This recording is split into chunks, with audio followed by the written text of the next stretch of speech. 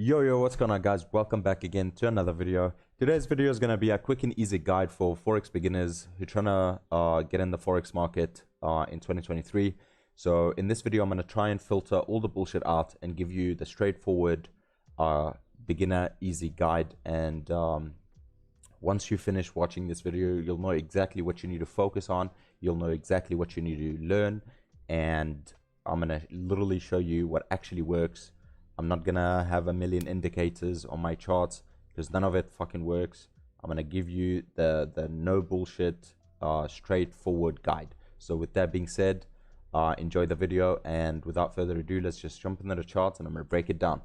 First things first, what you need to do is jump on the higher time frame. You need to start your daily analysis on the higher time frame. You're gonna have to do a top-down analysis, right? Now on the weekly, I don't really do any markups whatsoever. I look at the candles, I look at the previous week. Today is Saturday, right? So the market is closed. And then I look at the previous week, how last week closed. And I can see the buyers are still in the market. They're still in control. And that, I know that just by looking at this candle and how it closed above the previous week's wick. So I know that the market is still bullish. However, I do see this wick. I do see the bearish pressure a little bit coming from this area, right? So I do see that happening. So there might be a potential, reversal from this point. That's fine, right? You gotta keep all the possibilities in mind. You have to look at the trading like it's a game of probability. What is the probability of the market continuing to the upside versus the probability of the market completely reversing and going bearish, right? But for me, I see all this bullish momentum in my personal opinion, higher probability that the market could continue to the upside, right? Because we haven't seen clean rejection. We've only seen just a wick. That doesn't tell me enough. Now, once I know that on the weekly, all right, you do your weekly analysis, you look at the previous weeks, you see how it closed, who's in control, buyers, sellers, etc. Then you go down on the daily time frame. Now that's where I start putting some few things on my chart. Now, the easiest thing to do is obviously identify market structure. And what I mean by that, we have a swing low here, higher high, higher low, higher high, right? Because we all know market structure moves in waves. Swing low, swing high, higher low, higher high, higher low, higher high, higher low, higher high. That's an uptrend, right? And then when we have a downtrend, we have a swing high, swing low, lower high, lower low, lower high, lower low, lower high, lower low, lower high, lower low, and so on, right? So we know that, right? We know the market moves in waves. And what you need to do is identify these market structure points, right? We've identified 1, 2, 3, 4. So we may be looking for a potential retracement to create what? A higher low, right? Because remember, we have this, we have the swing high, we have a higher low here, and then we have a higher high. So we may come back down to make a higher low to continue to make a higher high, right? So that's what I'm looking at right now. Now, once I identify, do keep in mind area of supply, such as these areas, right? These areas are supply on a daily. We have an area up here. Now, how do I know it's a supply area? It's a swing high, and you see the wick? Inside this wick, that's where they started selling, right? So that's where there's a lot of momentum that will come from, because they love this price. When GJ was at that price, because you have to look to the right and look at the price, 171, around the 17100 area, they loved selling it because it was expensive, right? They sell high, they buy low. If you haven't seen that video, I recommend you go see it. I made a video about that, how to buy low and sell high. So I do know this is a swing high, this is the supply area, because when the market comes to this area, it sells. Market comes back, sells, boom. Now I know for a fact that these areas are demand areas, right? Because when price was here, they started buying it heavily. So I know for a fact these areas are demand area. And look what happened here, boom. Wicked into that area and then flew to the upside. So you have to keep all these areas in mind when you're doing your top-down analysis, right? So we know the market structure is moving bullish, right? So I wouldn't look for sell. I would wait for a retracement and buy it low to then go and create that higher high. That's what I would do. You can also use Fibonacci. Fibonacci is very crucial. You can, See, boom, boom. It made it was just shy of the 38.2. And for me, that's not a market structure point. I would go up to this and then wait for a 38.2 market structure point. But if you want to know more about the Fibonacci and how I personally use it, I also made a video on my channel. You make sure you guys go and check it out. It'll explain further in detail on why I would where I would sell from and buy from. Anyway, so self-done analysis, we know that we are bullish. And then for beginners, to not complicate things, what I want you to do is grab your horizontal ray, and I want you to look at price, right? I want you to put a line on every 100 pips in the market. So this one, I would make it straight 165. Boom. Crucial area, 165. Psychological numbers, right? Psychological numbers will make your trading so much easier. And 165, what's the next one? 166. Boom. 166. Right there. We have 164 down here.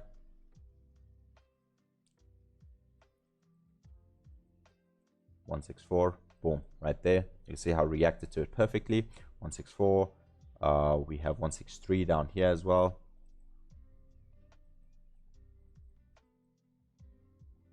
163, let's make that 163. Boom. Another area. Now it looks choppy on the higher time frame, but once we go down to a smaller time frame, it'll make a lot of sense. Now we've done enough supports. Let's put our price 166, 167. Let's look at 167. 167 right there. Boom. And a final one of 168. This way, look at that. Look at this wick. It stopped exactly at the 168 area. Now remember, price never actually comes to an exact pinpoint number. Like if it's 168 and then you zoom in and you're like, oh, it's shy by 2 pips or 1 pip, it doesn't matter. What you can do is, it's an area, right? They love this whole area. Boom. You can make a zone where people, well, where the banks love to come to these areas and fly from these areas. So once you have that, then you know it's not just the actual number, it's the zone around the 16 whatever 6 area or 167 area, the round psychological numbers. Now once you drop down to the 4-hour time frame, now this will make a lot of sense. Now look at this. Tell me you wouldn't have caught this. I mean, this screams by me. This literally screams by me. And it traveled from 166 straight to 167. 100 pips. Again, if you don't know, boom, you put a thing from here to here, 100 pips, right? So the market moves in waves. When it breaks this level, look, it broke this level. It broke the 164 area. Where did it travel to? 165, right? It broke the 165 area. Where did it travel to? It traveled to 166. It broke it consolidated a bit, but once it had enough and they were happy to buy price from here, from the 166 area, it traveled all the way back again to 167, another 100 pips, right? Then it reached here to 168, and then they start selling it. It broke 167, and then it traveled down to 166, and so on and so forth.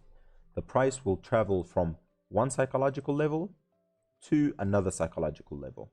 Right? It traveled from here to here, from here to here, from here to here, and so on and so forth. That way, when you have these psychological numbers on your chart, it just makes trading so much simplistic, and you don't have to worry about, is this the support, is this the supply, is this the resistance? When you do that, you know for a fact that, okay, if price broke 164 psychological level, round number, right, where could it potentially go to?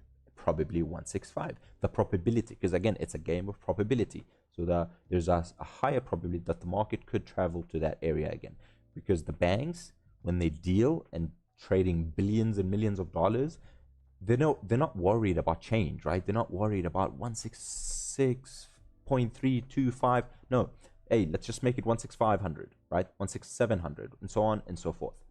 Now, identified support and resistance, identify market structure. We are bullish. Now use Fibonacci. Fibonacci is very important, right?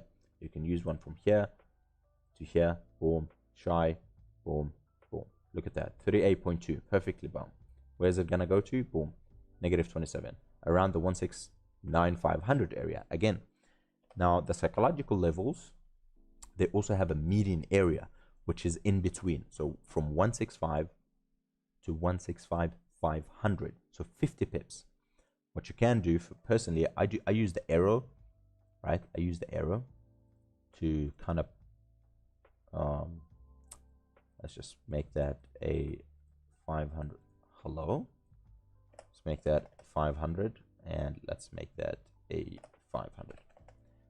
You can also use the same horizontal ray. It'll be easier, but just color code them differently, so you know which is which, right?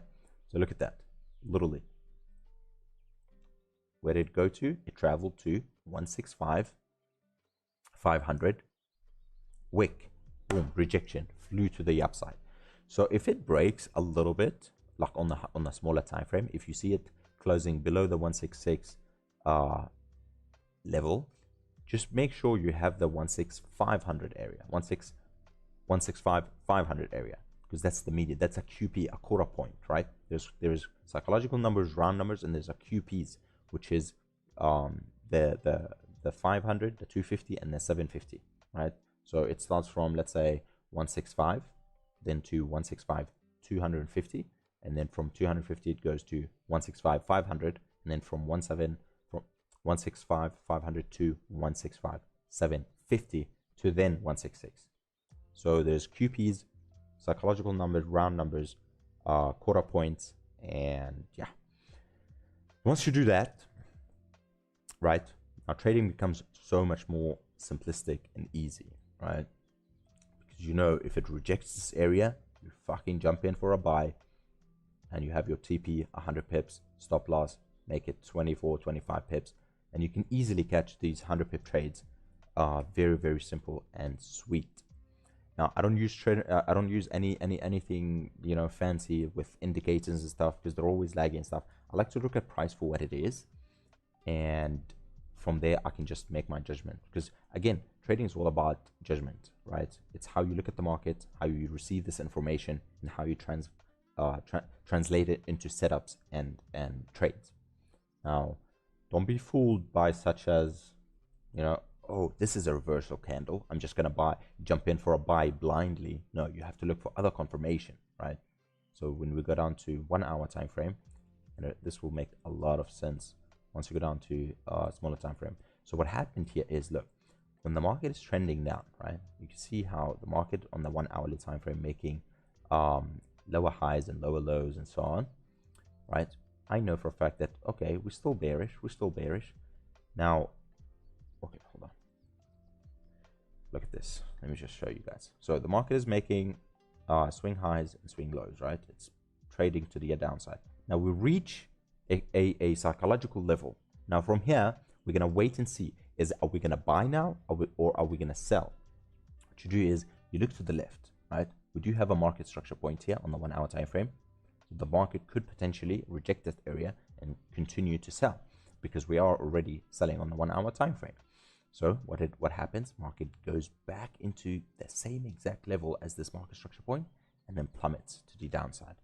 So how you identify these areas? By just putting a little mini box around these where the market stops. You need to have two body candles aligned exactly next to each other, a closing and an opening, and then you drag a little box, and then you know, okay, if it breaks that area, then there's a very high chance that the market could do something, breaks it, comes back to retest it, continues to our next round psychological number.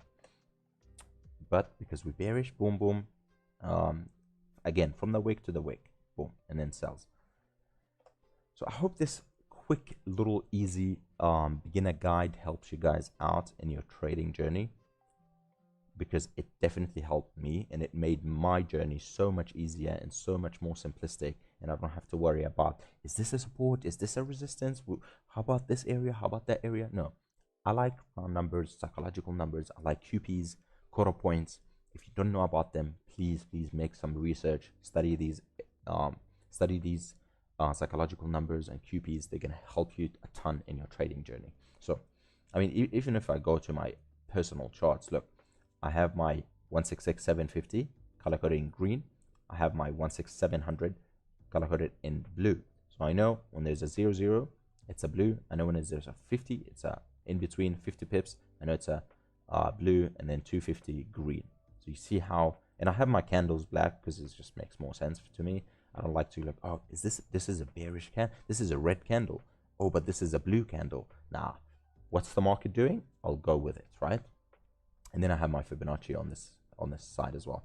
So you need market structure, you need psychological levels, round numbers, quarter point, and you need a Fibonacci.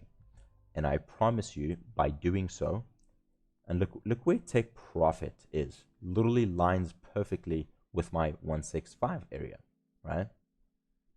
Beautiful, right? Is that a coincidence? Maybe, maybe not. Who knows? We'll just have to wait, find out, and see.